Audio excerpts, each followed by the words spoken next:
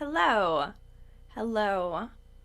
I hope my microphone is good. I tried to push myself far enough away from the desk that I shouldn't be banging it with my feet this time. Um, there might be some ambient noise behind me, but I think I'll be fine to stream. Welcome everybody. I know notifications have been weird. I think a lot of my videos have not been going out, and then I think people people get a notification for a live stream and they're like, "Who the fuck is this? I don't watch live streams." And then the people who do watch the live streams aren't getting the notifications. So I'm glad everyone's here.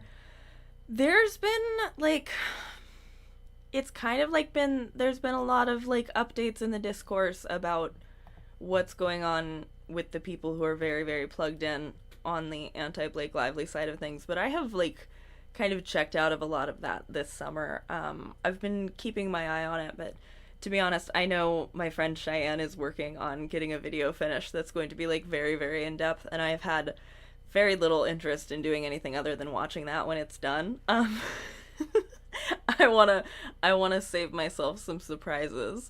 So I have kind of like stepped away a little bit, and I've been obviously talking about other things.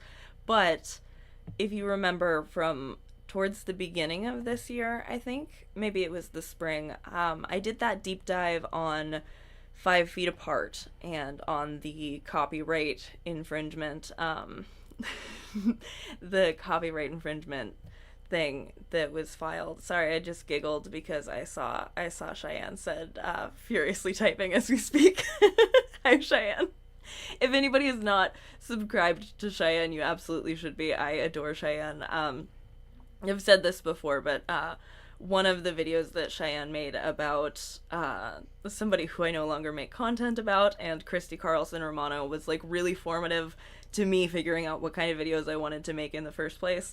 I just absolutely endorse. I always want to shout out when I have Cheyenne and Little Choppa Valley in the chat, and I think I don't know if Schmouder is around or not yet, but Schmouder is another creator who I am friends with, who I think just makes incredible content, and also recently did an It Ends With Us video that is so good.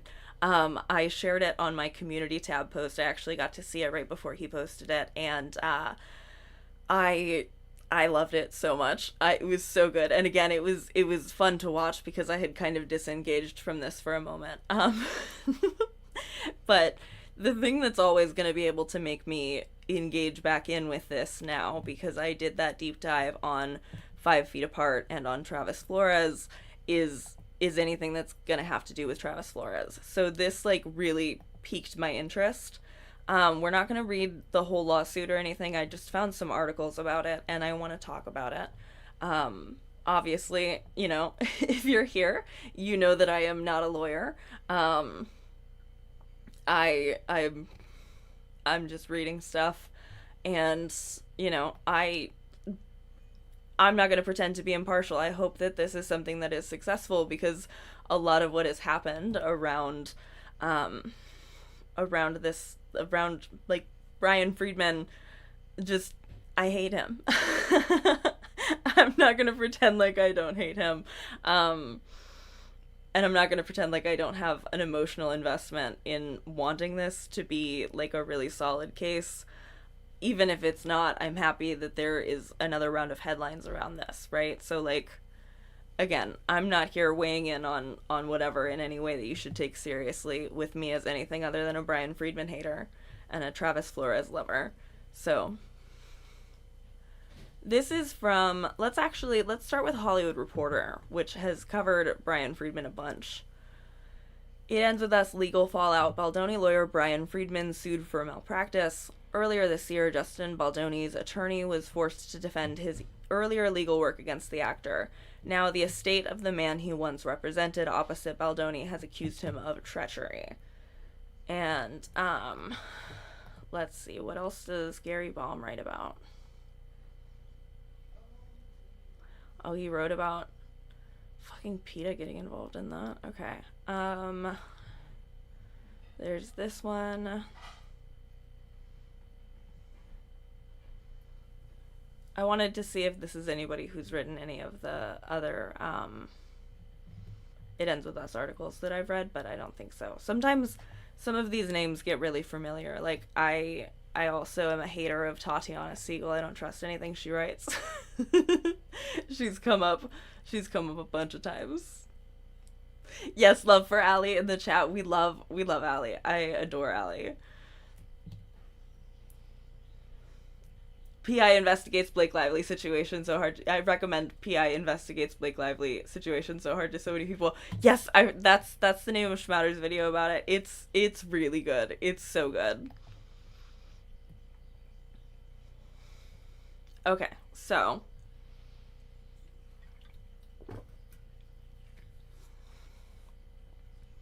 the It Ends With Us war has led to fresh fallout. Bryan Freedman, Justin Baldoni's high-profile attorney in his no-holds-barred litigation fight against Blake Lively, is now facing a civil suit as well as a state bar complaint over the lawyer's handling of an interconnected Baldoni legal matter, Hollywood Reporter has learned.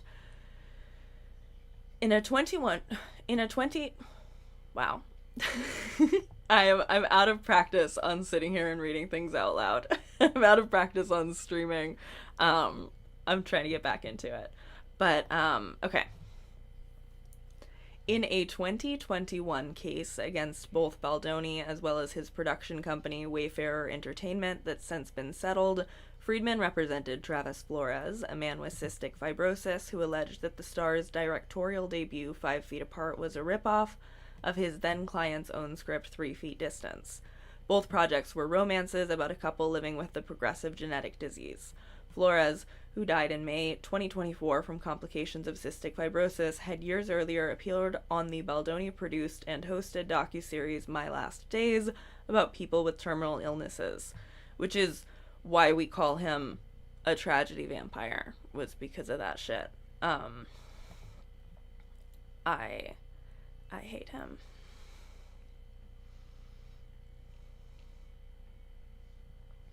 My brain will never think Blake Lively when seeing BL. It's the Phantom brain rot. Yeah, that took me genuinely a while.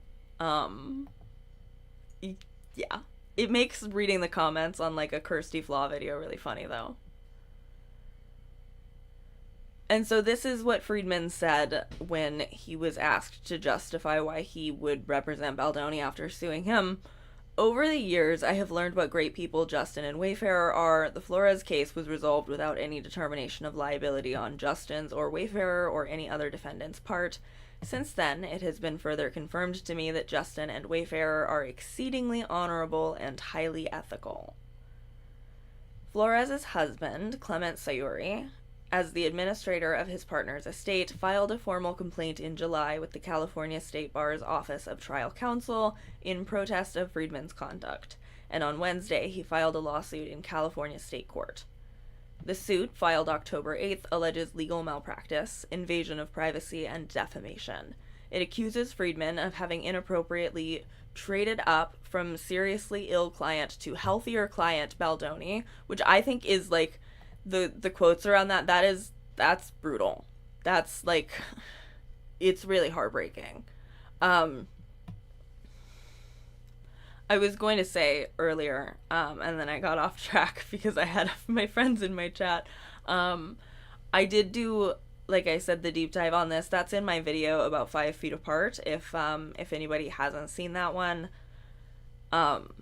honestly, I think that's one of my favorite ones that I've done in my coverage of Blake Lively versus Justin Baldoni. It has nothing to do with Blake Lively. But that was like a really emotionally draining video to work on, and I felt really proud of it when I was done with it. And again, I'm just like, I'm really emotionally attached to this because I think it is such a terrible thing that Justin Baldoni has done. And also, like, if you were going to like be mad that somebody stole a movie, to be mad that Blake Lively allegedly stole Justin Baldoni's movie, and then they don't give a shit about this, which is like such a clearer example of it feeling like a movie got stolen. It's just rough. It's, they're mad about what they're told to be mad about and not about what's actually more upsetting.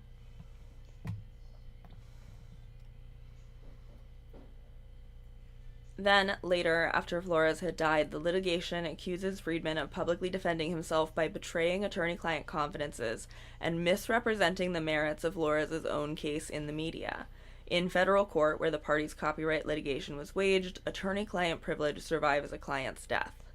Freedman did not immediately return to a request for comment. And then this is, we already talked. Whoa! I scrolled up. This is sorry to audio only listeners.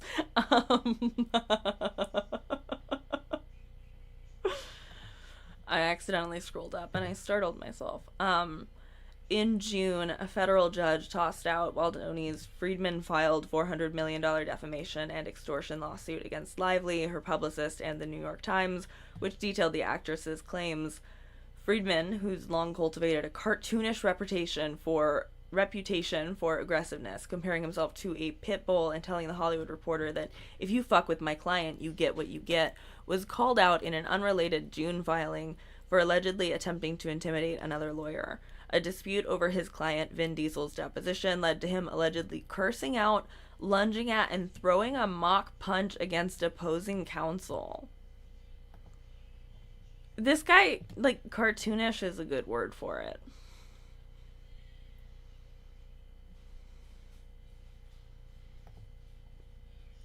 Freedman in recent years has emerged as one of Hollywood's most prominent litigators. This past summer, he was involved in the multi-billion-dollar contract negotiation between Paramount and South Park creators Trey Parker and Matt Stone. Freedman became a lawyer after settling a sexual assault case for $40,000 without admitting liability. In 2024, The Hollywood Reporter asked the California State Bar whether he notified the organization of this legal history when he sought to join. Moral character reviews are confidential, the State Bar explained, adding, while we are unable to comment on standards that existed in 1991, speaking generally, we can say that today, serious allegations, including those involving sexual assault, would be given serious and appropriate consideration in the moral character review process.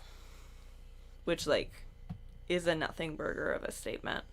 If anything, like, it does not look good for Brian. I'm pleased with this article. That hit everything important, I feel like. Good job to Gary Baum. I think this is the one that I put in my description. Maybe. If it's not, I'll add it later. But yeah, that was good. I like that they tied it back to his own settled lawsuit, because fuck this guy. Okay. Can you, like, totally hear the music behind me?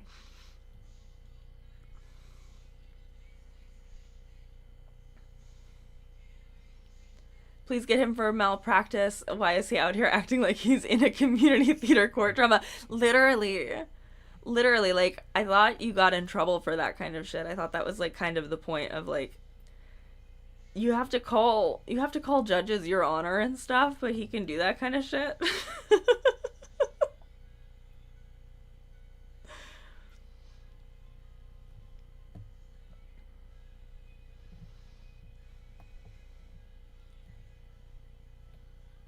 The estate of screenwriter and rare disease advocate Travis Michael Flores. Oh, sorry, this is from The Wrap.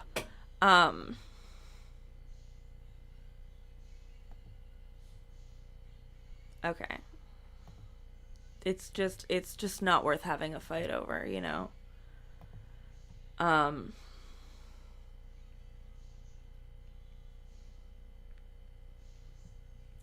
Someday I'm gonna live alone with my cat. So this is a write-up from The Wrap. These are all from October 8th. This is when this came out in the news, but I streamed about the Selena Gomez thing last time. Travis Flores' estate accuses Justin Baldoni, attorney Bryan Freedman, of trading up to represent client's legal foe. Before his death in 2024, Flores had sued the It Ends With Us director for copyright infringement. He's just very cute. The estate of screenwriter and rare disease advocate Travis Michael Flores filed a lawsuit Wednesday accusing Bryan Freedman of legal malpractice, breach of fiduciary duty, and defamation, claiming the Hollywood power attorney traded up his dying client for a more lucrative celebrity case when Blake Lively and Justin Baldoni began their public feud. The complaint, filed in Los Angeles Superior Court by Flores' widower, Clement Siori, and obtained by the Wrap, alleges that Freedman abandoned Flores' copyright infringement suit against filmmaker Justin Baldoni and others behind the 2019 film 5 Feet Apart. Flores had claimed that the hit movie was plagiarized from his own script, 3 Feet Distance. Travis was very ill and particularly vulnerable, the filing states, adding that Freedman took a large upfront fee, filed the case, then advised that it had no chance of success after a dismissal motion. Flores received absolutely nothing in the settlement Freedman drafted, according to the suit. And he's also said that he was basically told, like, they have enough money to drag this out forever.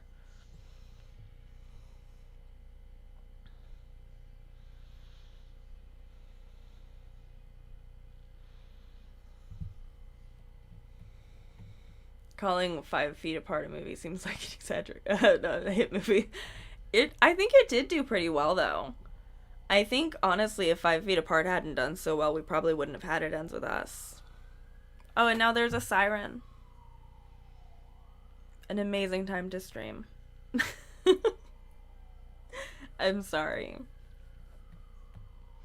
I know I'm also, like, kind of dim. I actually have my overhead light on. I just don't want to have the other one in my face because I had to take a Nurtec today. Okay.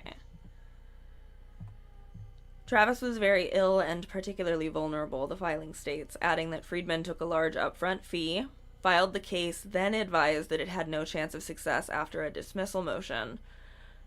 I think I just already read that, didn't I? But the fact that he took a large upfront fee is fucked.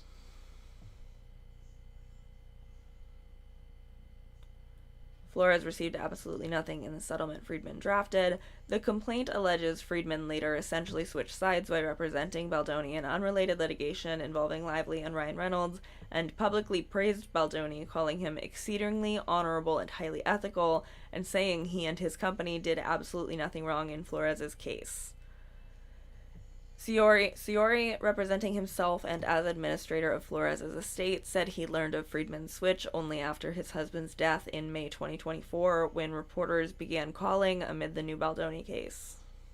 That fucking sucks, too. Like, getting phone calls asking for your comment about that.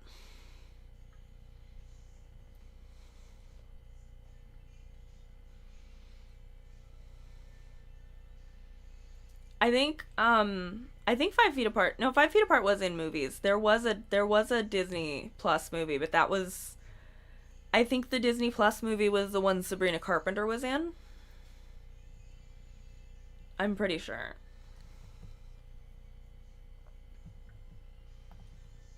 I'm gonna hang on.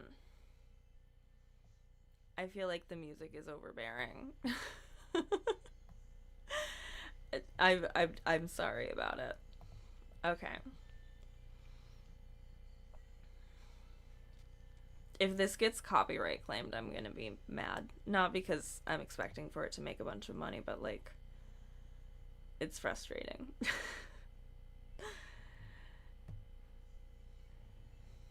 Siori representing himself. Okay, we already read that paragraph. Defendant Freedman simply traded up his valuable client and sacrificed seriously ill client Travis Flores in order to gain the more lucrative and healthier client Justin Baldoni, the lawsuit states. The 33-year-old Flores, who had survived 3 double lung transplants for cystic fibrosis, was a published author and motivational speaker whose screenplay was drawn from his real-life experiences. The filing calls Freedman's later media comments a fundamental betrayal of trust and an unauthorized dissemination of false information that humiliated the grieving family. That's a good point about that humiliating the family, because as I remember from doing this research, the family was really all insistent, like, this was a great case. And they were kind of, like, upset that he was told to settle, but I feel like there's a world of difference between, like, positioning yourself knowing, okay, the lawyer said to settle, and knowing that the lawyer said, they're great, they're exceedingly honorable. Like, that is so fucked.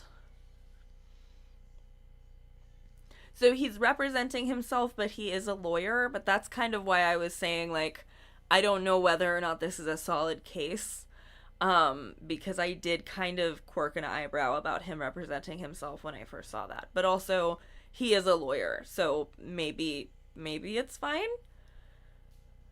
Maybe another high profile lawyer who has a thing against against Freedman, the guy who got the mock punch thrown at him, maybe somebody else will swoop in and be like co-counsel or whatever.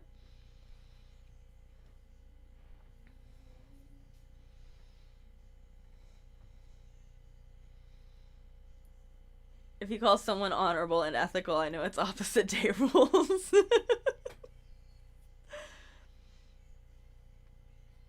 Okay, I'm reassured. Thank you that the music isn't too much. Yeah, like as I would have preferred to have heard that there was some powerhouse lawyer behind this, but also again, I don't know. And if anything, like also he got the complaint filed against him with the bar. I don't know, is it it can't be like a three strikes you're out thing, right? Like surely it could still mean something that there's a complaint filed against him if they find that like meritorious or whatever. I'm using my law words tonight. But like, ideally he would win buckets and buckets of money in the lawsuit, but also like I'm just glad to know somebody's reporting him to the bar association because I feel like he deserves that multiple times over. Freedman and his firm. Wait, no. I even scrolled to put myself right where I was continuing, but I'm like so thrown off by the music behind me. Sciorra accuses Freedman of breaching attorney-client privilege, violating confidentiality rules that survive death, and defaming Flores by publicly implying that his claims were false. The complaint also cites California's rules of professional conduct, arguing Freedman violated duties of loyalty, diligence, and confidentiality. Freedman and his firm, Liner, Freedman, Tadelman, and Cooley LLP are named as defendants on 5 causes of action: breach of contract, breach of fiduciary duty, legal malpractice, invasion of privacy, and defamation. Sciorra seeks compensatory and punitive damages in an amount to be proven at trial. In one passage, the lawsuit lambasts Freedman's public persona. The public witnesses Brian Freedman litigate almost all of his cases in the media spotlight, and then he proceeds to lose his cases in open court. Get him again for me. Get him for me, Jade. That's actually so good. I have heard that he's not like a good winning at lawsuits attorney. He's just a good media spin PR guy attorney. As of Wednesday, Freedman had not filed a response. His office did not immediately reply to requests for comment. Flores' widower said he filed the suit to defend his late husband's legacy. Travis had a right to expect confidentiality and loyalty from his trusted lawyer, Bryan Freedman, and this trust was betrayed. That was also a really good write-up. Good job to Josh Dickey, senior news editor at The Wrap. That was good. I'm glad that neither of these that I've pulled up so far have been terrible. Because I think unless Bryan Freedman like started giving marching orders about this, I doubt that the Kirsty Flaws of the world are about to start making videos about this, because it makes Bryan Freedman look so bad. And their whole thing is that Bryan Freedman is some great ethical lawyer who's being unfairly punished by Judge Lyman or whatever.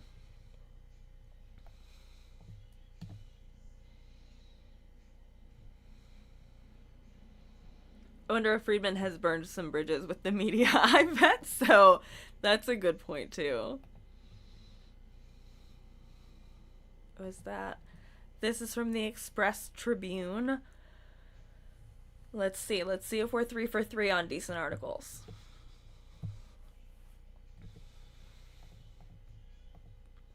The It Ends With Us legal battle has taken another sharp turn.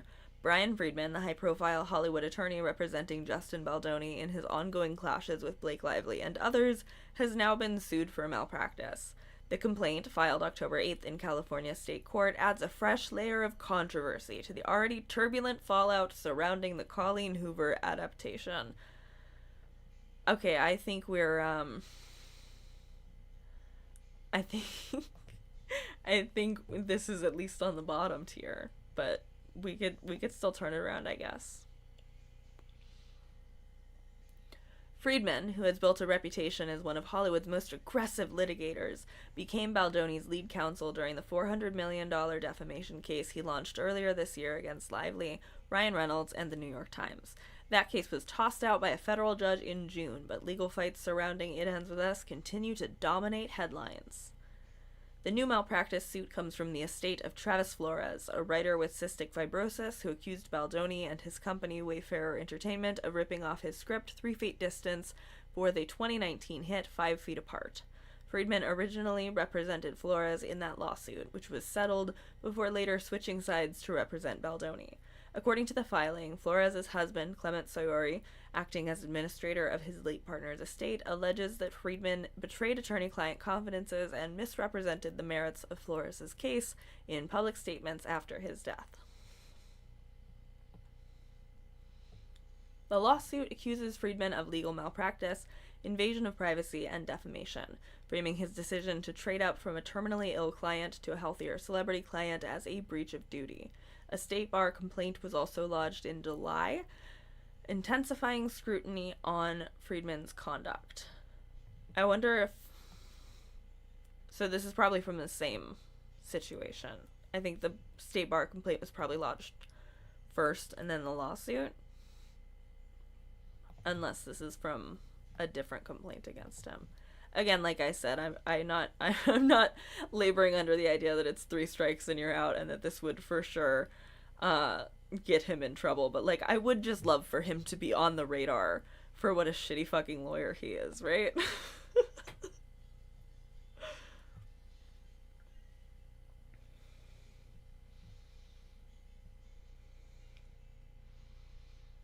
Oh, good luck, Carolee.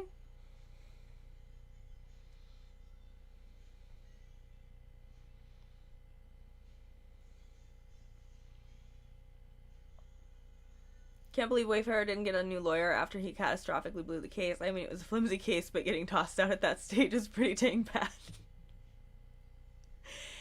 I think they're all, like, in on mutually assured destruction by now. Like, I realized that first about Baldoni being stuck with his PR crisis agents, but I think it's true of Freedman too. Like, I think they're all going down together. Because I thought that they were gonna, I've said this before, but I thought that they were going to go for the angle where Justin just didn't know what everybody was doing, which, like, to some extent they have kind of tried to play off, and I think it does seem like he wasn't in all of the group chats. But I think it's just as possible he wasn't in the group chats because he was annoying, because we know even his publicists didn't like him and they thought that he was pretentious and annoying.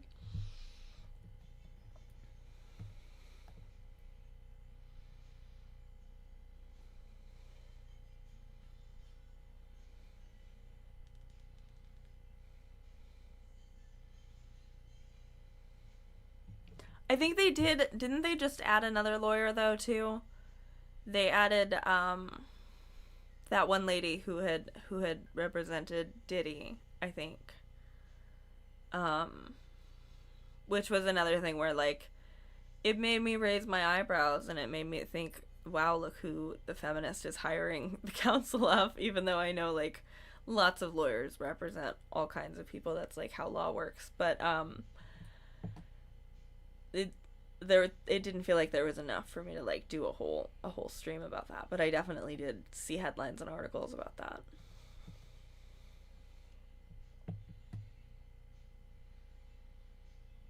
Yes, yeah, RBG's former clerk. Wild career trajectory there.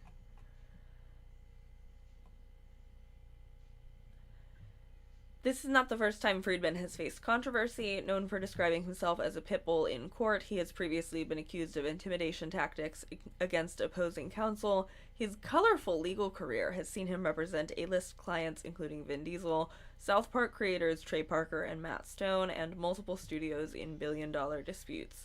The malpractice allegations now threaten to overshadow his work with Baldoni as the It Ends With Us adaptation continues to stir legal and cultural debates. Neither Freedman nor Baldoni has publicly commented on the new lawsuit.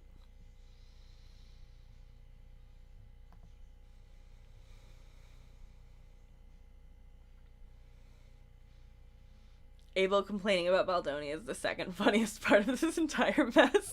Is the first funniest the lady thinking that her work phone was her phone still and being so upset about that, because I think about that all the time.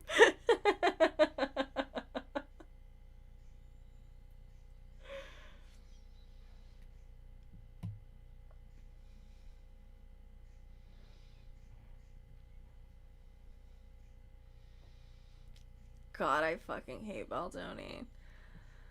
I still have the proposal Baldingo that we need to do at some point, but I don't think I'm up for it tonight.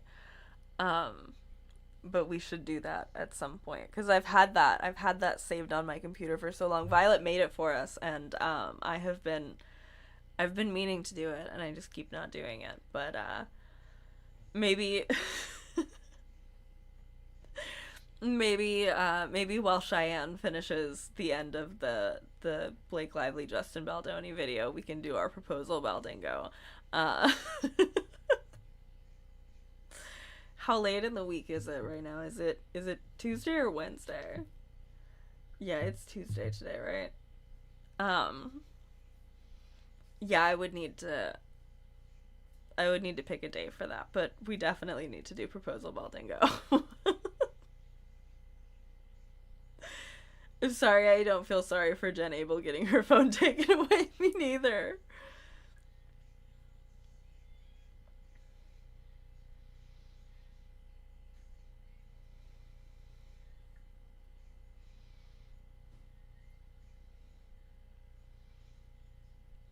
The nice pool thing.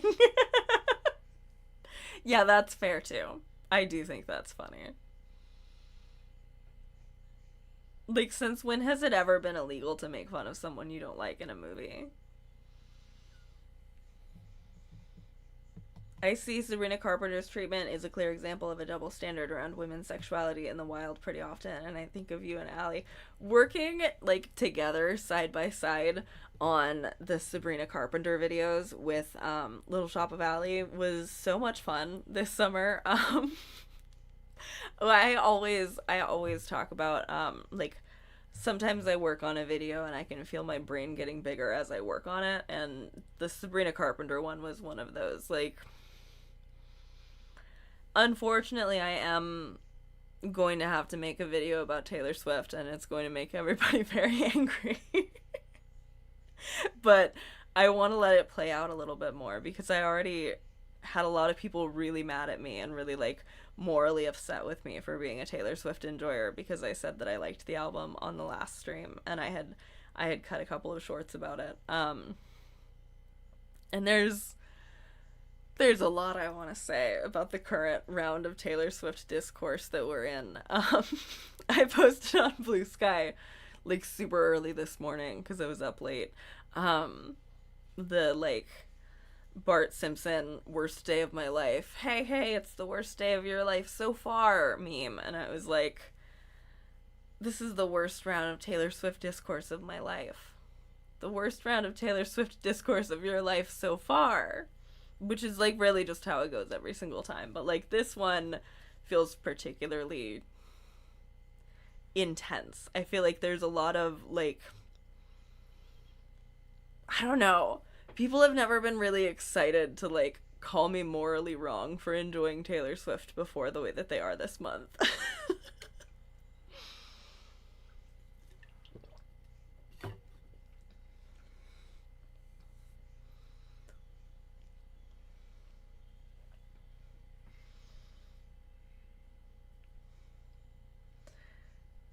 the take, I think, it needs a little refining. But I think the take is the people who are doing the trad wife secret conservative thing, they're doing Gaylerism. And everybody's gonna hate me for saying that. But it is. It's, they're doing Gaylerism, but for white supremacy. And, that kind of, it goes along with what I was saying in my Gaylor video, where, like, she does kind of encourage Easter egg culture, but I think some of the Easter eggs that people think that they're finding, that they're saying, like, you have to admit that this is terrible and could only be terrible, is, like, it's a little bit of a stretch. I don't know. So, like, it's a conspiratorial read into something. And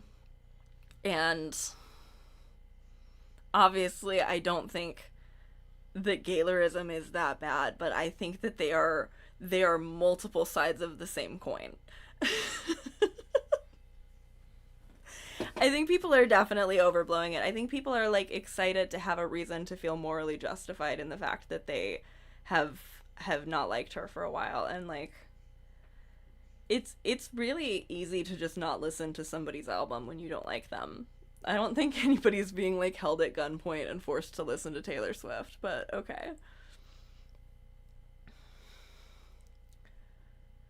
Forgive me for not believing Taylor Swift would drop Easter eggs about her political stance. Right.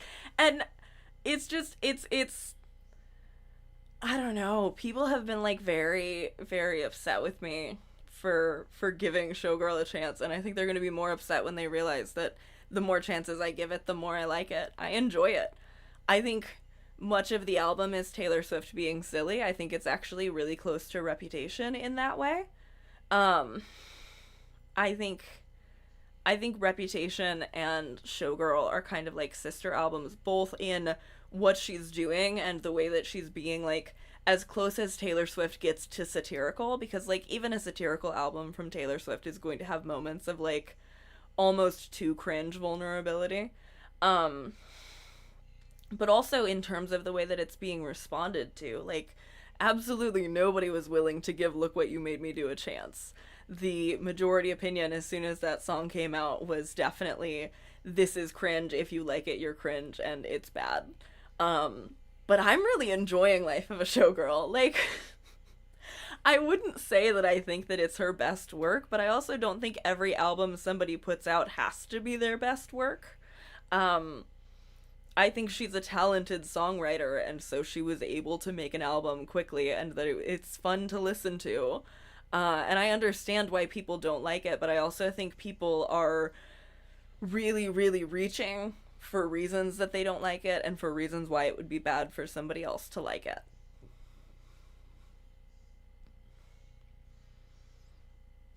I love Actually Romantic. People are telling me that Actually Romantic is homophobic, and that they can't believe that I don't think Actually Romantic is homophobic, and it's like, but Taylor is the one saying she's getting hot about it. Like, it's not... It's really not, people are framing it in just, like, the least charitable way possible, and it's like, even trying to take you seriously, I don't genuinely believe that that's homophobic.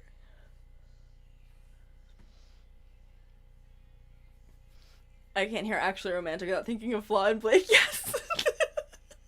That was like my number one. That was my first thought as I was listening to it the first time through. I was like, oh my god, I know it's not about that, but it's about that to me. I also really liked Look What You Made Me Do when it came out. Me too! I liked it. I liked it, and I felt kind of embarrassed for liking it. I kind of felt like I wasn't allowed to like it, which I feel like is how people are feeling about Life of a Showgirl, which is so strange because, like, it's beating all of her streaming records, which, you know, people will tell you she's only successful because of all of her variants, and I agree she has way too many fucking variants, but, like, if Taylor Swift's success hinged only on forcing every Swiftie to buy 13 copies of her album, would The Fate of Ophelia have broken records on Spotify for the first day streaming? Like, are we maybe in an echo chamber where you're not allowed to say that you like it, even though a lot of people do like it, and a lot of people are feeling, like, shamed out of being able to publicly like it? I have a friend who, like, she hadn't even listened to it yet, and I asked her about it, and I told her that I liked it, and she was like, you're the first person I've heard say that. And it's funny because most of the people who I know who like Taylor Swift are like, yeah, I like it, it's a Taylor Swift album. But so many of the people who are dominating the conversation about how terrible and horrible it is are saying, I used to be a Swiftie, I was a Swiftie, and now I'm not, and it's because of this album. And it's like, did you used to be a Swiftie, or did you just grow up liking Taylor Swift passively in the background like most white women in America did?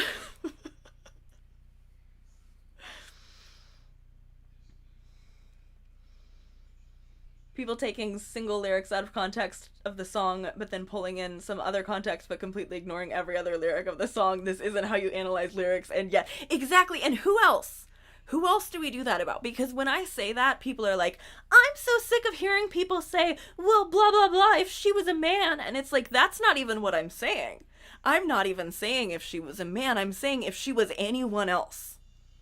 This is like Taylor Swift specific treatment, where you read it, you find one lyric that you can take really uncharitably, and then you like selectively pick and choose whatever makes that uncharitable reading the most compelling, and then you don't apply anything else. You don't even have to listen to the album. Some of the people who are arguing with me are telling me and telling on themselves as they tell me. They say, I read the lyrics.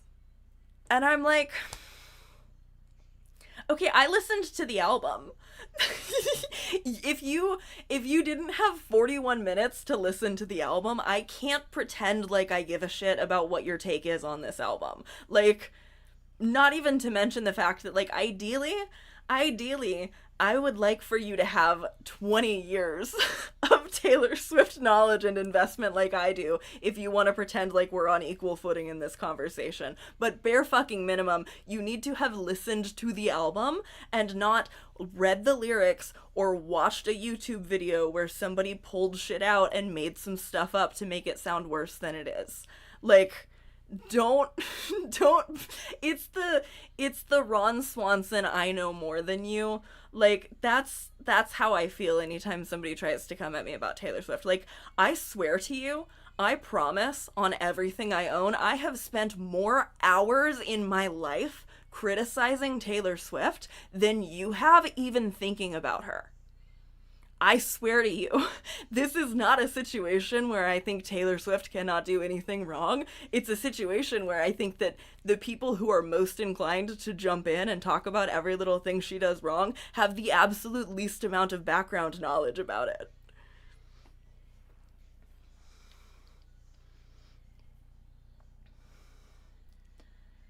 People misunderstanding the lyrics of I Hate It Here were the training grounds for this whole album cycle. Say it again. You are correct. You are correct. Which again, also, that was her being kind of silly, right? Like, the point of that lyric where she says, I wish, my friends would pick a decade we wished that we could live in instead of this. I'd say the 1800s, but without all the racists and getting married off for the highest bids. Would, like, first of all, why does that mean she's racist if she would like to be somewhere without all the racists? Like, you can tell me it's performative, you can tell me it's cringe, that's fine. But the immediate next lyric is, everyone would look down because it wasn't fun now. So, like, the point of that is that she always overthinks things, and she says something awkward, which, like, I think that it's fine to cringe and to not like the fact that she used bad bitch and savage in Eldest Daughter, but, like, actually that is the same lyrical thing that she's trying to convey in both of those songs, right? Is like, this is awkward for me to say. And I think people who are twisting, first of all, people are saying her saying, I'm not a bad bitch, this isn't savage, is a dig at Megan Thee Stallion, because apparently Travis Kelce asked Megan Thee Stallion out. What the fuck are you people ever talking about? Megan Thee Stallion loves Taylor Swift. Megan Thee Stallion has said that she wants to be photographed next to Taylor Swift because she thinks they would look cute together because they're both stallions. Like, you are making shit up out of nowhere. Why would that be a dig at Megan Thee Stallion? Like, and then they pull it, and then they're like, well, this means that it's a pattern. And it's like, is it a pattern if you had to, like, pull out things that aren't actually happening to add to the pattern to make it a pattern?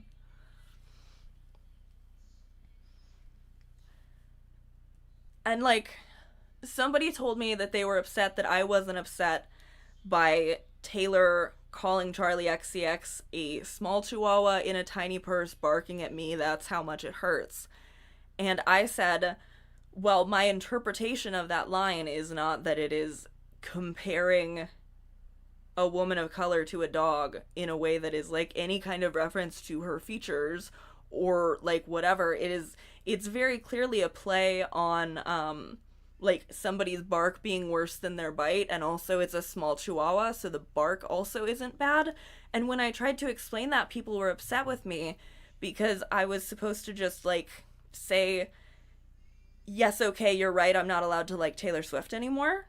And it's like, but the fact that you're not even allowed to like defend yourself with an alternate reading because you're supposed to like just, and it's the same thing.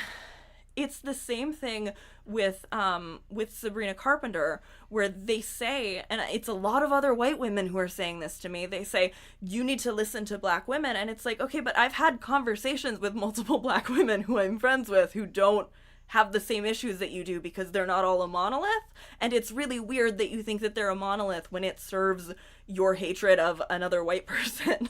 Like, you can just hate Taylor Swift because you hate Taylor Swift. You can just think actually romantic is cringe. Like, that's all fine. You don't have to, it doesn't have to be a big moral thing. I don't need to apologize for the fact that, like, I enjoyed a Taylor Swift album that a lot of people you're gonna meet in your real life also enjoyed, or else it wouldn't be streaming so high.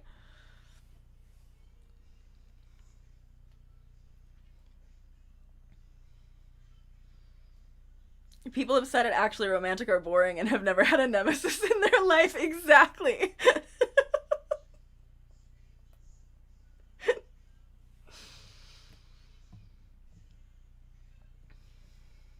Like, I think that and there are so many conversations that could be had. There are conversations that I was having even before the album came out. Because again, I have many more years of context of criticizing Taylor Swift. What was I talking about in my Gaylerism video, if not the fact that she has been leaning into heteronormativity, right? I was talking about that already. I was saying that that's part of her brand. I am clearly not diminishing the people who want to have a conversation about how many songs on that album were like domestic, I want to have a child. Like, we can talk about that. It's fine to talk about that. But also, I don't think that I need to disavow her, and I don't like the energy that people are coming at me with, where they're saying, like, I am so disappointed in you. Like, literally people are saying they're disappointed in me, which, like, first of all, you don't fucking know me. Would you be able to tell your best friend what to like and not like, even if I was your best friend? And second of all, I am not your friend. I'm somebody who you watch, who is like a full person with my own opinions. And you can't like it that I come to my own conclusions about women like Blake Lively and Amber Heard and then be so fucking disappointed when I come to my own conclusions about Taylor Swift. Like, that's not how it works. You like it that I have my own opinion on things, or you don't. But, like, you're not coming to me from a place of moral superiority if the fact that I enjoy fucking Life of a Showgirl by Taylor Swift, like, kills your enjoyment of me or something. Unsubscribe and go, as many people did. Like, I lost probably like 20 subscribers, which might have just been because I was also saying how I was excited to be almost at 20,000. So like 20 or so people left because they were so upset and they were so disappointed in me. So many people left me comments saying they were disappointed in me, many of whom had never commented on my channel at all before. So, like, again, not even that you don't get to only like it if I come to the same conclusion as you, but like, did you even like that? But also, people do this to me about Sabrina Carpenter too. They say, I expected so much better from you. I can't believe that you would defend Sabrina Carpenter. And I was like, what about the rest of my content makes you think I wouldn't have defended Sabrina Carpenter? Like, how else? How else could I? How else could I make it clearer that I am not who you come to for recycled outrage talking points? Like, it's kind of my whole thing. And they do it about Chapel Roan, too. I've been told, like, it says a lot that you're not willing to listen to people's concerns about Chapel Roan. Okay, well, I've listened to people's concerns about Chapel Roan, and they're fucking stupid. I have listened to them. I have tried to figure it out, and they're all stupid and bad faith. Like, there are definitely conversations that can be had around some of Taylor Swift's lyrics, and there are also conversations that are being had that are made completely in bad faith. And when so many of the bad faith ones are swarming everything out, and also me just saying, yeah, I don't know, I like Actually Romantic, I think it's fun, I think it's messy, gets me these think pieces about how I have blind spots in my morals when it comes to Taylor Swift. It's just like, can we chill a little bit? Could it be okay for women to do something and it not be perfectly feminist? And also, the enjoyment or the spectating of that happening also doesn't have to be feminist? Like, can we just relax a little bit?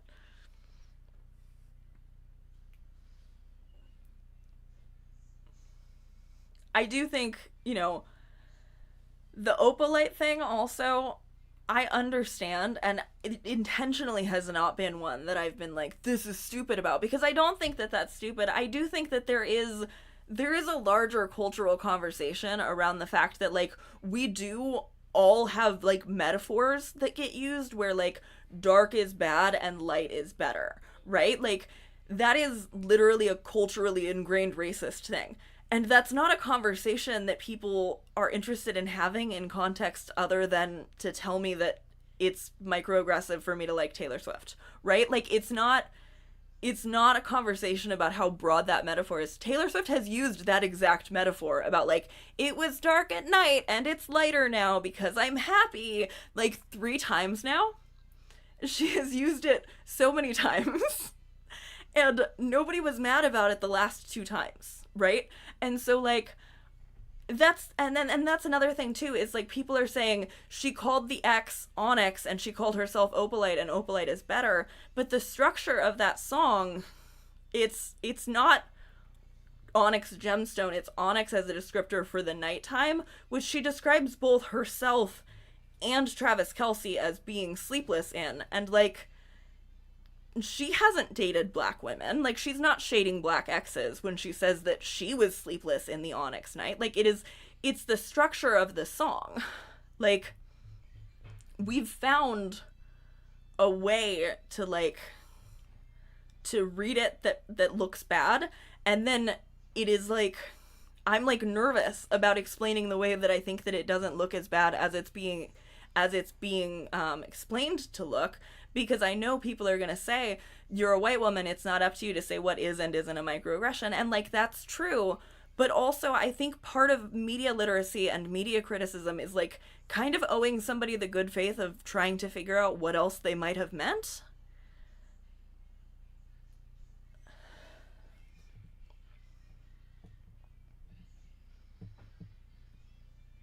Opalite isn't even from nature. That's the other thing, too. First of all, opalite is not pure white. Opalite is, hang on. Let me look up. I'm sure Google searches for the word opalite have skyrocketed in the last 2 weeks. So, like, it's blue. It's, like, blue and rainbowy. And so while I understand people who are saying I don't like the comparison of dark versus light, this is not, that she's describing the sky. Now the sky is opalite. That's a blue sunny sky.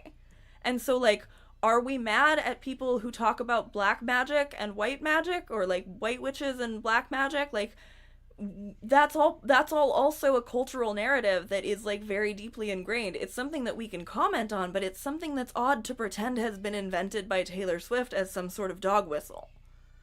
Like, I think perhaps if Taylor Swift wanted to dog whistle that she was a white supremacist, she would have done something like have an entirely white cast of dancers in her music videos and on her tour. Like, that would have been a really easy way for her to signal that. And a lot of people wouldn't have even noticed that.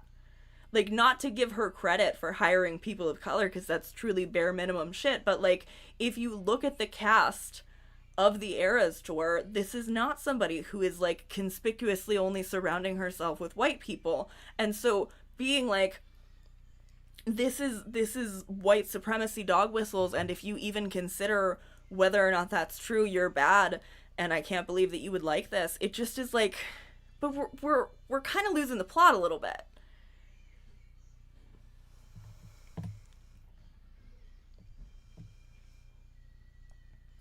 I think examining our cultural bias around dark and bad is a much larger conversation than Taylor Swift. I think she meant the very basic metaphor of night sky versus blue sky, which, like, again, if you hear that and you think it's cringe, I don't care. I'm not here to tell you that this is like, that this is some masterpiece of songwriting. I just think also it's maybe not saying the things that people are telling you that it's saying. And I think maybe if you listen to it and you try to take it in context of like, this is a fun pop song and I maybe owe it to her to try to interpret this as a fun pop song, you're going to have a different experience than all of the people who went into it saying, this is so bad I couldn't even get through it. It's 41 minutes long. Even if you didn't like some of them, you could have just skipped and tried other ones. Like, who are you performing for? who are you performing your dislike of Taylor Swift for? Because I'm being asked to perform that too, but I'm not interested in performing it. People claiming Taylor Swift is dog whistling, while I hardly see anybody calling out Second Story / Hillary Lane. People don't actually know what dog whistles are. Exactly. Fucking thank you. Oh my god. Yes. I've been working on I did a reaction to the Second Story video about modern literature is degenerate, which, like, again, degenerate is a dog whistle. The word degenerate is a dog whistle. The stone opalite is not a dog whistle. It didn't become a dog whistle until people assigned it dog whistle status to hate Taylor Swift. Words like degenerate are a dog whistle. People don't pick up on those, but they do pick up on the things that can get so twisted. Like, I swear to God, somebody's boosting the thing about the lightning bolt necklace, because that can't be real. People can't really think that. I keep seeing so many people who are like agreeing and being like, this is such a bad look. And it's like, everybody who's ever worn a pair of earrings with lightning bolts on them would be implicated if we're saying that this is a well-known, like, what are we doing?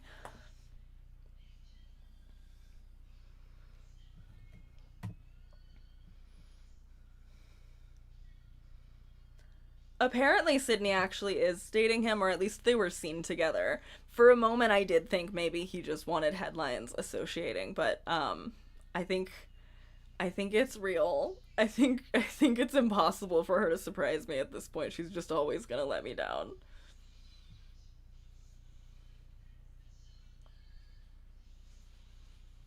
It's just not surprising she's gonna have some typical white lady shit going on in her lyrics. She always has, right?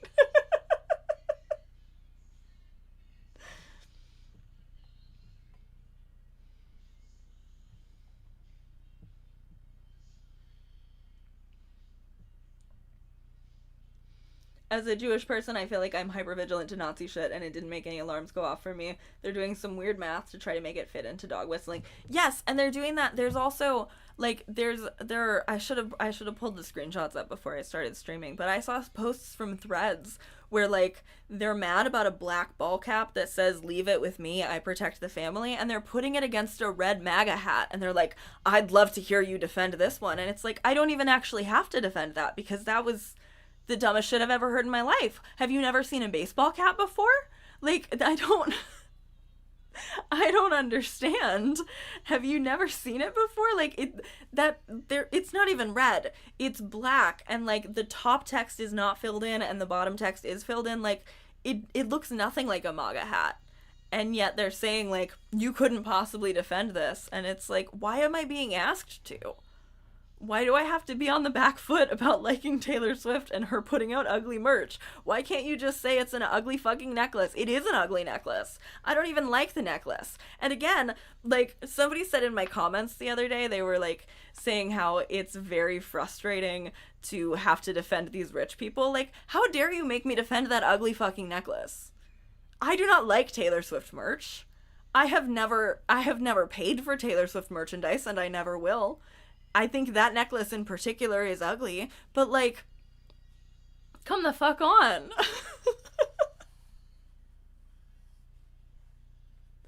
And again, I think that's also kind of why I'm being polarized into liking this album more than I otherwise would, because I keep listening to it trying to figure out what people hate so much, and the more that I listen to it, I'm like, no, this is fun. This is really fun production. I like this song more than I thought I did the first time. Like, I have nitpicks, I have criticisms.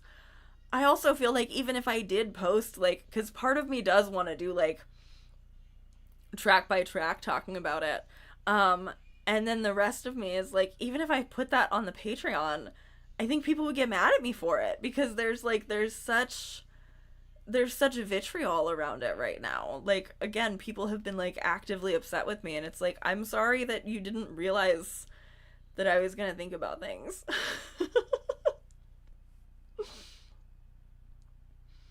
There are actual out and proud Nazis people could be mad at. They aren't subtle about it anymore. Exactly. Mm-hmm.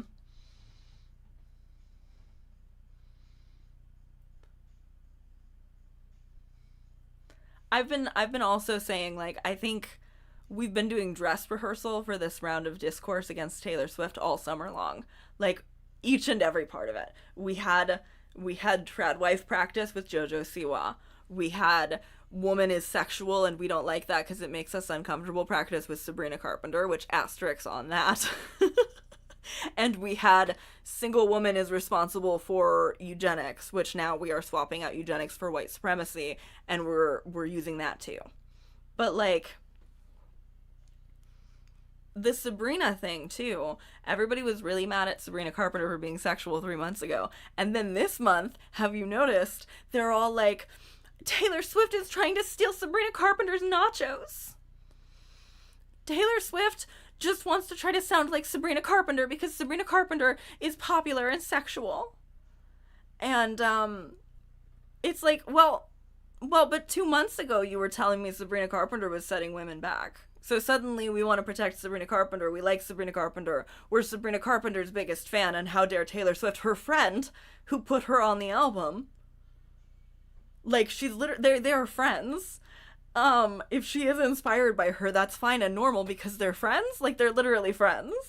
But people are saying, like, oh no, how dare she rip off Sabrina Carpenter? Bitch, you hated Sabrina Carpenter a month ago. I heard. I got comments from you about how disappointed you were that I didn't accept the majority opinion about her. Like, the more I listen to Wood, the less I think that it's entirely about the penis, which, like, people are talking about it like it's entirely about that. There are a couple lines that are about it, but a lot of it is more innuendo than they think it is. And also people are saying Taylor Swift has never been sexual like this before. Yes, she has. There are a lot of lyrics on Reputation that are, like, pretty sexual. That's when she started being sexual. There are sexual lyrics in Guilty as Sin. Like, come on.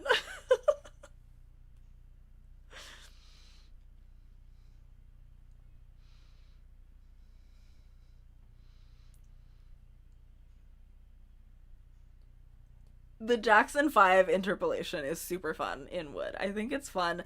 And also people are, like, mad about the interpolations, which on the one hand, I do, and again, like I've said, I'm willing to criticize Taylor Swift. It's just going to be fair. I would have loved to see Taylor Swift actually credit all of the interpolations on this song. I think it's possible that, like, maybe she paid for it under the table and so didn't have to pay for it. I would like it if she had credited all of them. I would especially like that because of the whole brouhaha with Olivia Rodrigo being sued for a bunch of credits on Good For You, and like Taylor Swift may or may not have been the one who set that in action, but she didn't say anything about it being bad, right? And I feel like she very much could have said, I'm actually really proud of Olivia, and I think that she wrote her own song, and I don't want this money. But she and Hayley Williams from Paramore did not do that. They were both just like, I got money from this. That's wild. So with that context, I would have loved to see the interpolations credited, but also I think people are being a lot angrier about there being interpolations than they typically are. Like, a lot of songs sound like a lot of songs, and again, it's a Taylor Swift specific thing. So I'm not positive about like whether or not all of the interpolations are credited. Maybe they are on vinyls. That would be cool if they were. But the interpolations make it a really fun album to listen to, I think. I enjoy it.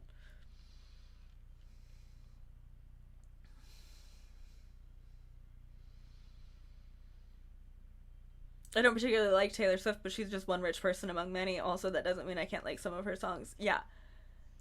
People acting shocked at his love was the key to open my thighs when she sang the altar is my hip ages ago. Exactly. Like, what did these people think wear you like a necklace meant? Because the only possible versions of it that I can think of are both extremely sexual. Like, yes, Style is a sexy one. But Style is one of the earlier sexy songs. I think there's a lot on Reputation. Like I said, there was even on Tortured Poets, like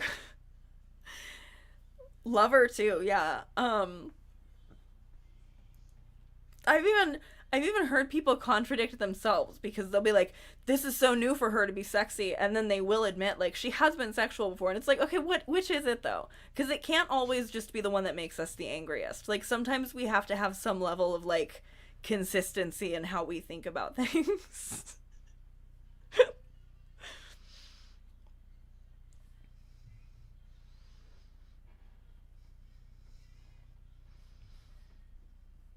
Anyway, people have been upset with me because I was honestly harsher on the album when I talked about it a week or two ago than I feel about it now. Like, I took a big walk, and I was listening to the album over and over again, and I was like having a great time. There are still a couple of songs that I don't always listen to. Like, I don't Eldest Daughter doesn't do anything for me, and like I said, I do completely understand why people do not like her using Bad Bitch and Savage. I just think that specifically saying that it's a dig at Megan Thee Stallion is really silly. And also, I think that, like the light and dark conversation, it's not a very commonly applied criticism, which reminds me a lot of people saying that Sabrina Carpenter was ableist for including Slow in Man-Child, when it was like, I'm pretty sure that there are other songs that are more ableist than this that don't typically get that level of blowback.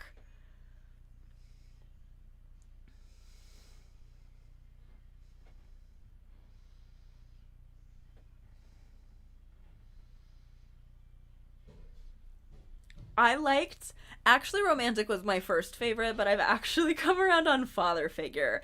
Father Figure is currently my number one on the album, and then I think Actually Romantic is probably number two. But I really adore Father Figure. I think it's great. I think that's the best bridge on the whole album, is the one on Father Figure, and then the one in the title track. Those are like, the rest of the bridges weren't like quite as standout to me when she's been like putting a lot of emphasis on her bridges lately, but those two bridges I think are really good. Um I watched the Olay and Chill episode where she was like actually giving it a shot and she enjoyed it, and I thought that that was really fun. And I posted on Blue Sky. There was another channel where these people were reacting as they first heard it, and it's an amazing channel. It's a couple, and they listen, and they're like so positive, I think, about everything they listen to that I've seen, at least. And they did a reaction to Wood, and then they did a reaction to Father Figure, and it's just like, it's so fun to see people actually engage with the music as music and not as like a test of your moral purity, whether you enjoy it or not. it's just it's I would love to be able to say, and this is just how young people are, but like I feel like I'm seeing, at least based on thumbnails and discourse and posts that people are retweeting, I'm seeing people who I feel like are old enough to maybe begin to know better buying into this. And it's like, I understand this when you're 19 and I don't understand it when you're a grown woman. Like, is there not, like, is it not, can one person not like their trash and you like your trash? Like, even if you think Taylor Swift is bad, you don't have to pretend like you genuinely think that all Swifties are bad people for liking her, and whoever is telling you that they are is doing weird shit to your head and like isolating you. Olay getting into all the problematic tracks was hilarious. I loved it. I know, I love her. I love Olay so much. Young people as if you aren't also a young person. Wow. This second time I've been called young in the last couple weeks. Like, there's part of me that wants to be like, this is 19-year-old behavior, but then I'm seeing people who are older than me kind of buying into it.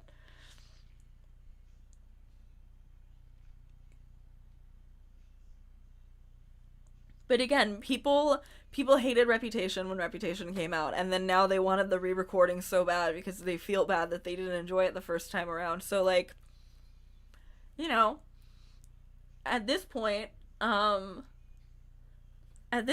kind of feel like you can either, like, you can just be normal about not liking something. That's totally an option.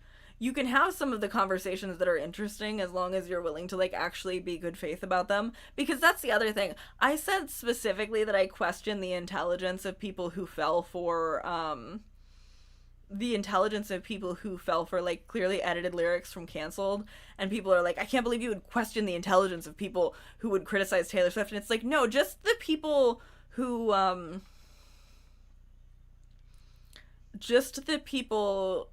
are falling for stupid shit. Like, if you felt called out by me saying that I question the intelligence of people who fall for fake things and don't look it up, maybe you needed to feel called out for a moment.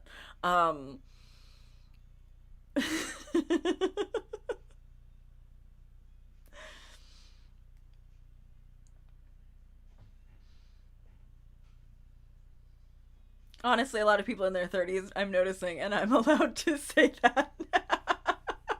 My over 30 delegate. Um that's the other thing, is I do think they talked about this on the Sad Boys episode, about Taylor, like, like keying into an empathetic cringe that some millennials feel, and so they feel bad for it.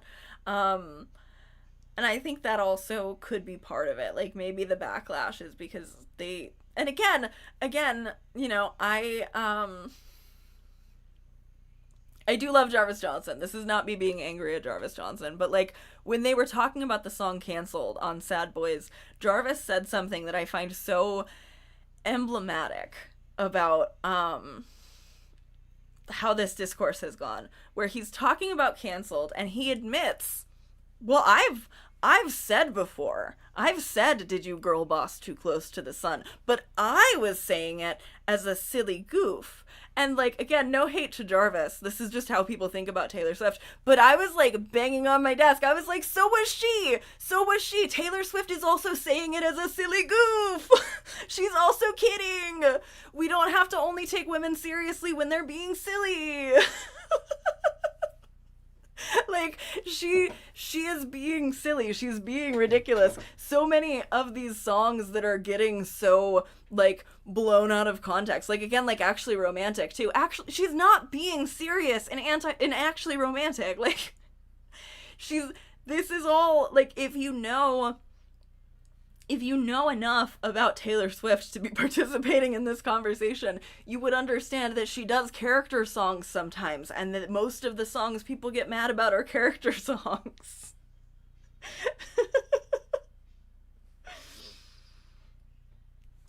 It was funny how uninformed they are on the discourse, and Sad Boys kind of loved it. I thought it was still fun to watch. Like, again, people think that because I like the album, I'm like anti any Taylor Swift criticism, and that's just not true. Like, I did enjoy watching that, but I did it made me have bigger brain thoughts about like this is actually how we're talking about this.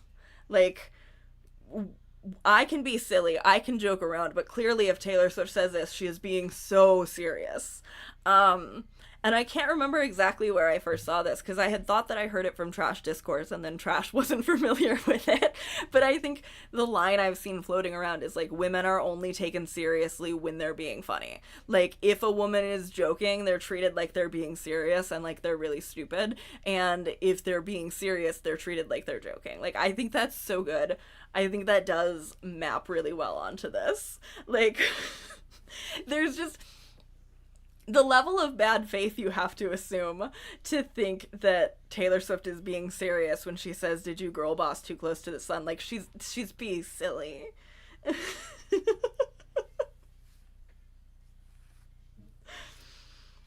I think Sad Boys had a good conversation, and I keep thinking about the note that Jarvis ended it on when he got a text from like his resident Swiftie friend, and they were like,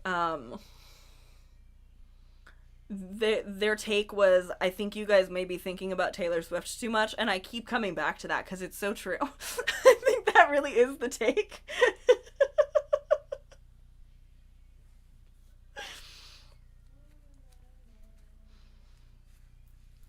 I like I said before, I think people are making it to sound like she was directly calling a woman Onyx when she was saying Dark Knight, which is like a metaphorical thing. I already talked about it a little bit ago.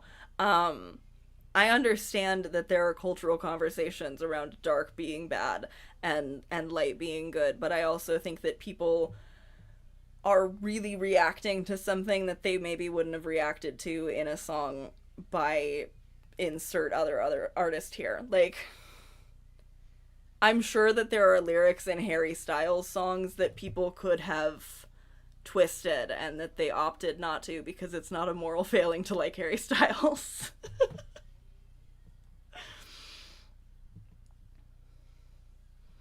I've seen I've seen people say that the double L in canceled points to Sophie Turner and also like matching scars could be because of her and Joe Jonas. I think it's about a lot of her friends. I think that the they stood by me before my exoneration part is pointing towards somebody she's been friends with for longer than I'm aware she's been friends with Sophie Turner. But I think it, like almost all of Taylor Swift songs, like honestly, like actually Romantic itself, is about a lot of people and not just about one thing. And again, like my point about how the people who are searching for ways that she's flagging being super conservative now are doing their own form of Gaylorism. She does she does get a level of like people digging in and trying to figure out what's going on in her personal life and what exactly which person each song could be pointed at, that like I don't think is quite as much of a cultural conversation for other for other artists. And again, people are like, you're just saying if she was a man she wouldn't get this, but like even other women. I think Taylor Swift is a specific case study. Cancelled is supposed to have one L in American English and two L's is British. But I like double L better. I think it looks more balanced. Hi, bestie. I've never thought so much about Taylor Swift in my whole life until this week. It's literally, it's, everybody is being so incentivized to have a take and also like afraid to have the wrong take. I don't know. I'm just, I understand why people don't like it, but I think that it's a bit overkill to not like me for liking it. And I think that we're in a part of like really emotional cultural discourse right now where like emotions are really taking the lead over like, does this piece of art work for me? Does this resonate? Like whatever. But again, you know, people tell me a lot like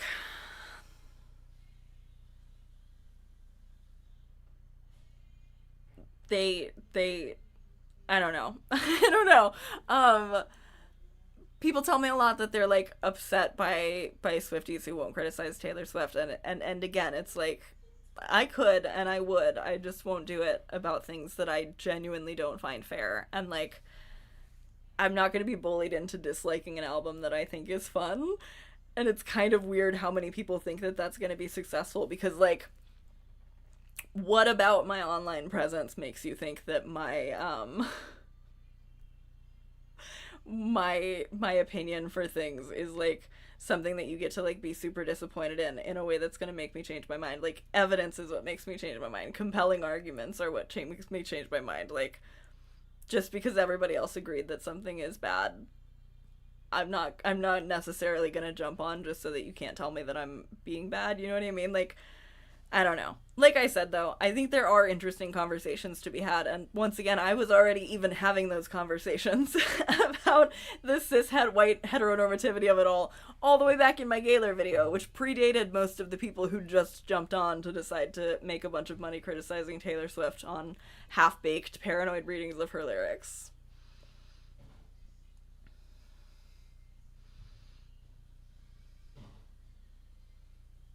Do you think it's really funny how some of the what is HXC? I don't know what that means. Swifties are essentially saying it's beneath her to talk about sex. Like, what the fuck, grow up. I don't. I agree. I think there is a lot. Like I said, a lot of the recycled outrage about like Sabrina Carpenter singing about sex and that was bad, and then now we're mad at Taylor Swift for doing that too. And it's like it's just so regressive. Like, are you not bored? Are you not bored? Like, it's fine. It's fine to not like it. It's fine to not be into it. But like, it's actually, you know what? a lot of the reaction to Wood, where people are super scandalized by it, that is very much like that video that I watched about how erotica is ruining modern writing or whatever. Like, it is because sex makes me uncomfortable. It's really bad if anybody else likes it or talks about it. Which, like, imagine living your life that way. That's wild.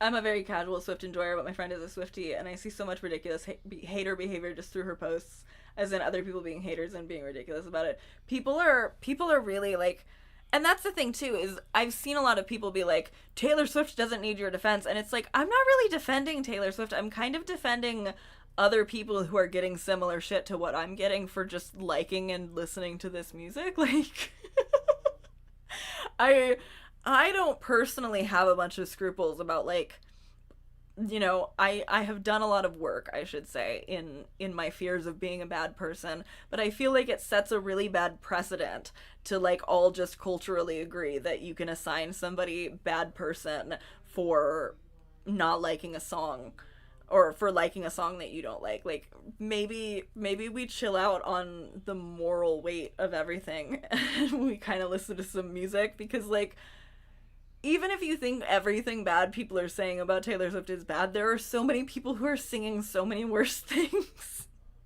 But they're not the white bitch of the month, so we don't care. I've seen much worse behavior from haters than from fans, to be honest. I've never been afraid to criticize to other Swifties. Exactly. And I feel like the like rabidness of the haters this time is, it's always been getting like reactionarily worse and worse, but I feel like this is the most that they've kind of seemed to dominate the online conversation. And again, because they're so wound up about hating her, like, it makes the people who like her feel more defensive, which then feeds into this narrative that the Swifties will never criticize their queen or whatever. And it's like, no, you just have to be fair.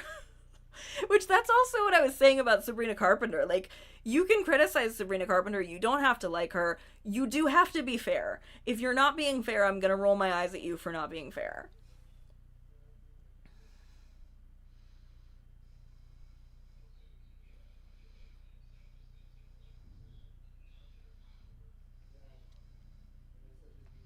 All right. Um, I didn't. I didn't quite intend on talking so much about Taylor Swift tonight.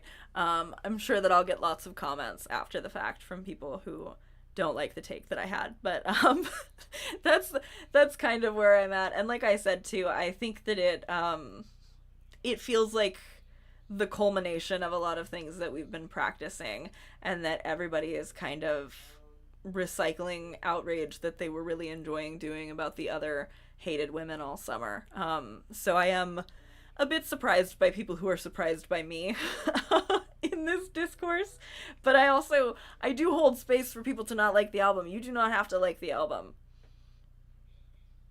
I don't think you need me to tell you that you don't have to like the album, though, because I think everyone else on the internet is telling you not only that you don't have to, but also that you shouldn't. All right. I'm biting my nail. Um, all right. So, I think I'm probably going to hop off, but this was really fun. And, like I said, I don't know how this is going to shake out, this lawsuit. We got really off track. Just speaking honestly, I don't love the fact that he's self-represented, but also it's possible that this could work out well. And if nothing else, I'm glad that Bryan Freedman is getting reported to the Bar Association, because I do think that he's unethical. Uh, we hate him. If anybody has watched videos by the Second Story, which is that lady, I've been I've been jokingly calling her my Wario, because I learned from a commenter on one of my shorts that her parents also like homeschooled her because they were scared of big scary public school or whatever. If anybody has watched any of her videos and you have anything for me to keep in mind as I do, let me know in the comments on the video replay, because I keep learning little bits and pieces. I've still only read I did not read it. I've still only watched the Degeneracy of Modern Writing one, and it was just such a bad video. I'm gonna pick my way through the rest of her work, and I'm gonna pair her with The Authentic Observer, who is another channel who I think is doing like low-key, very dog whistly, but also pretty obvious like fast shit on her YouTube channel, which she is pretending is like for the girls. If anybody has like a third, also maybe let me know, because I think that's like a real part of the pipeline, and I think that, as somebody else said, people are not good at spotting real dog whistles. They're just good at spotting ones that have been made up to try to make somebody look worse than you would agree somebody else having lightning bolt necklaces would be. But anyway. So yeah, I love you all. I will see you again soon. Like I said, I'm trying to start streaming more often, which means just doing like shorter streams when I'm feeling up to it. And this was one of those. So I love you. I'll see you soon.